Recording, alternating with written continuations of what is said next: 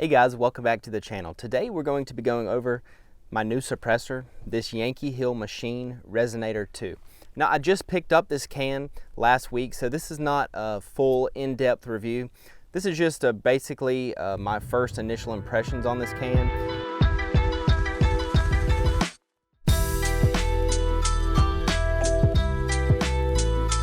This is my Yankee Hill Machine Resonator 2. It's a 30 caliber full-size can. As you can see, this thing is pretty big, and I wanted that when I was looking for a 30 cal can.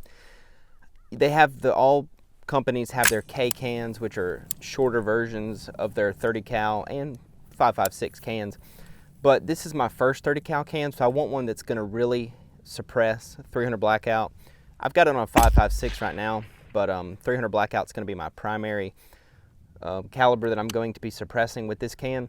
But I wanted all the baffles that I can get so that when I'm shooting those subsonic 300 blackout rounds, they're as quiet as possible. So I went with the full-size can, and I actually got this can for a really good deal. On Black Friday of 2023, I got this can through Silencer Shop for $640, and that included the tax stamp. So $640, add your sales tax, and that's all that this can cost me. So I really wanted to try Yankee Hill Machine because a lot of people consider them a budget can, like a good starter can, and I wanted to test that. I have a Surefire SOCOM 5.56 can, and I have a 22 Dead Air Mask HD can.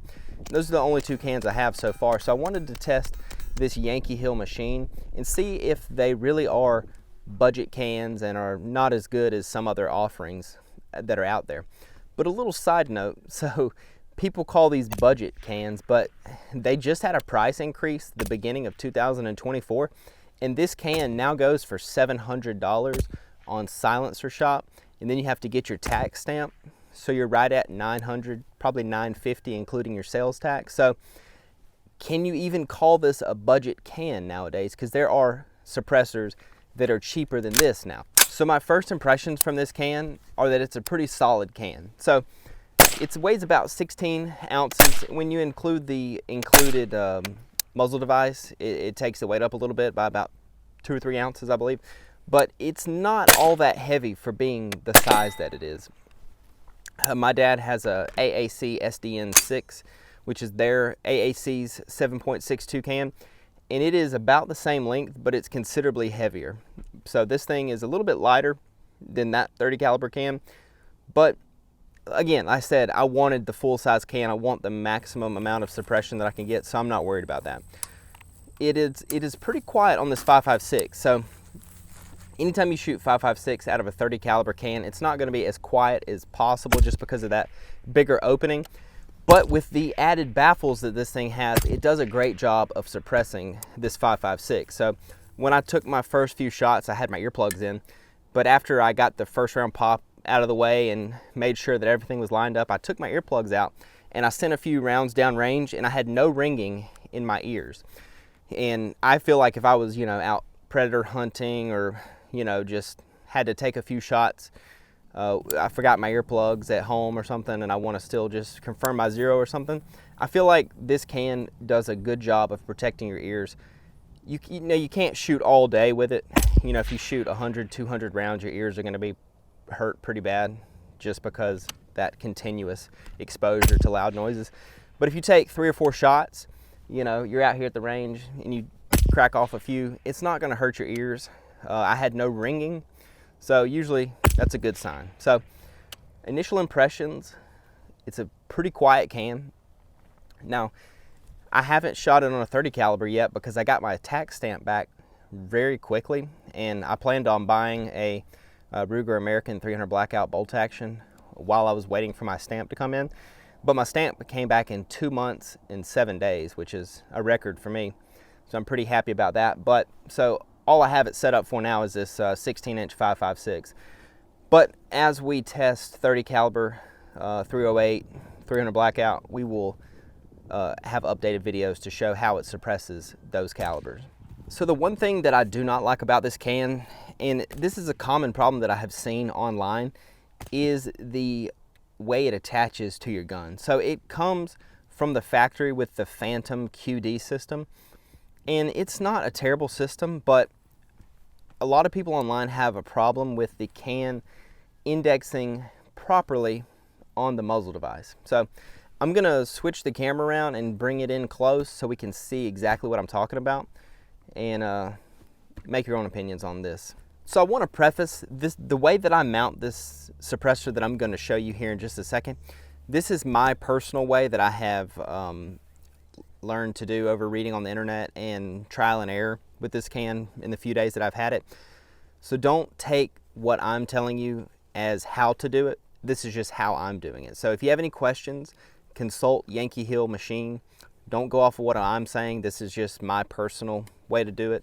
So if you have any doubts, contact Yankee Hill Machine and make sure that you're following all the procedures that they recommend.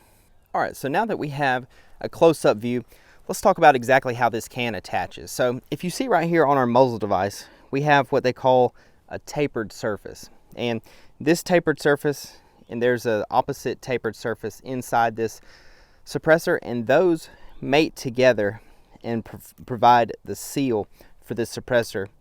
And what we have here are these teeth around the outside of the suppressor. Those mate with the teeth on the muzzle device, and that provides a surface that prevents the can from walking off. So these teeth are not designed to hold the suppressor on. The tapered surface is what holds the suppressor and the muzzle device together.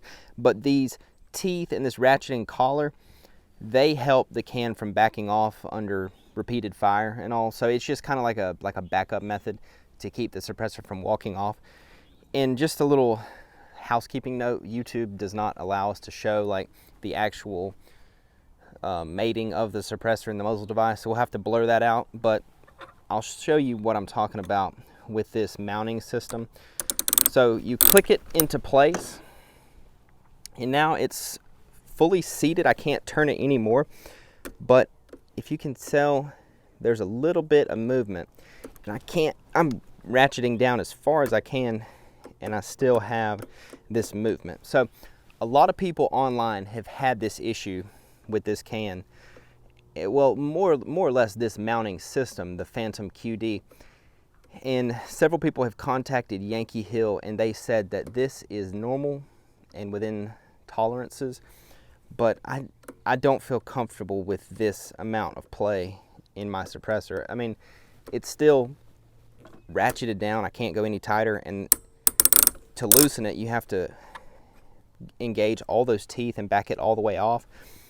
But I just don't find that comforting. I feel like I'm losing zero point of impact, point of aim, shift with that sloppiness in the system.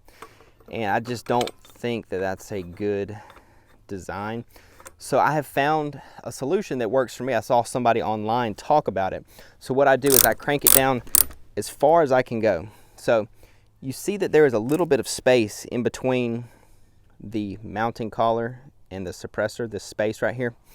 So the teeth are almost, the teeth want to go one more click and get it a little bit tighter, but it's not really going. So what I've learned to do, and some people are going to disagree with this, but I do it anyway, and I found that it works extremely well.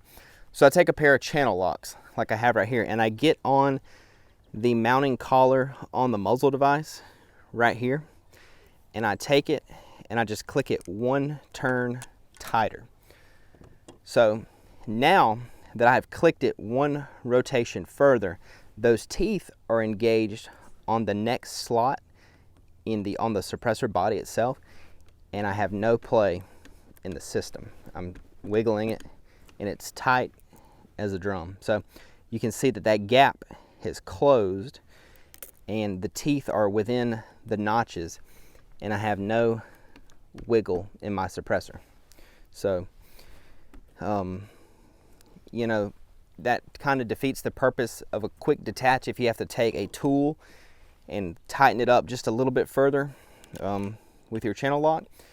But I've found that it's a very secure fit, and you know, I'm okay with tightening it with my channel locks just to know that my suppressor is not moving at all, and that my accuracy is dead on where I zeroed the gun without the suppressor on. To take the suppressor off, even though I have tightened the collar one more turn, it's still quick detachable. So I can still take it off, and I put it back on. Hand tightened all the way. That's as far as I can go. And now that I have not used the channel locks, I'm back to a little bit of wiggle. And some of you may think, you know, putting a set of channel locks on a new suppressor, why would you want to do that? Like, you're going to mess up the finish. You know, I'm of the mindset that these are tools, and I'm not going to trash them intentionally. I'm not going to damage them on purpose, but I mean, they're tools. They're supposed to be used, and you know, they're gonna get scratched up, like my Surefire can right here that I've had for several years. Like, the paint's coming off, it's scratched in multiple spots. Like, I'm not worried about that. It's just, it shows sign of using your gear, and I take care of my stuff. I clean it, lubricate it, make sure it's in functioning condition, but I'm not one to really, you know, worry about the minute paint coatings and stuff like that on a can. So I'd rather have a secure fit on a suppressor than make sure that it stays shiny its whole life. So now that we've covered the mounting system, you know, it's not that big of a deal. It's, you know, I wish it would come out of the box extremely tight with no play, but, you know, I found a way around it. Again, don't do what I'm doing, you know, find out what works best for you. But, you know, this is avoidable in the fact that Yankee Hill machine has different mounting methods. There's like a Kerrs mount, which shortens up the length of the can, and the barrel would index about right here instead of having this added chamber right here. And there's also a direct thread method that they've come out with. I believe the SRX method. So, you know, there are options to avoid this, but, you know, I just bought the can. I don't want to have to go out and buy a whole new mounting system, a hub system, and a new muzzle device. So, you know, at this point, I'm okay with this QD method. I figured out how to make it work for me. So I'm not going to rush out and buy a whole new mounting system, but I may try one in the future just to see how it works and compares to this one. So, you know, closing thoughts, I'm pleased with this can so far. $640-ish out the door for a 30 cal can. I'm pretty pleased with it. So the limited shots that I've taken with it, about 150 or so, sounds great. I'm excited to get some 300 blackout guns out here and see what this is really capable of. But again, this is just a quick overview and my first initial thoughts on the can. So stay tuned. We're going to have a full in-depth review once we get this thing past several thousand rounds. So make sure you're subscribed to the channel so you don't miss that. And also, if you have anything to add to this video, you may have one of these and have some thoughts or opinions to add, let us know in the comments below. We love interacting with you guys, and we learn a lot from you guys' comments, so feel free to drop a comment. Like the video if you enjoyed it. If you didn't enjoy it, drop a like anyway. You know, we'll take what we can get. So that's it for today, and we'll see you guys in the next video. But for now, it's doing me just fine. So what I really love about this gun is the trigger. We have a Geisley SSAE super semi-automatic enhanced trigger, and this thing is just excellent. So you have like it's a 2-stage trigger. You have like a 2-pound take up, and then like a one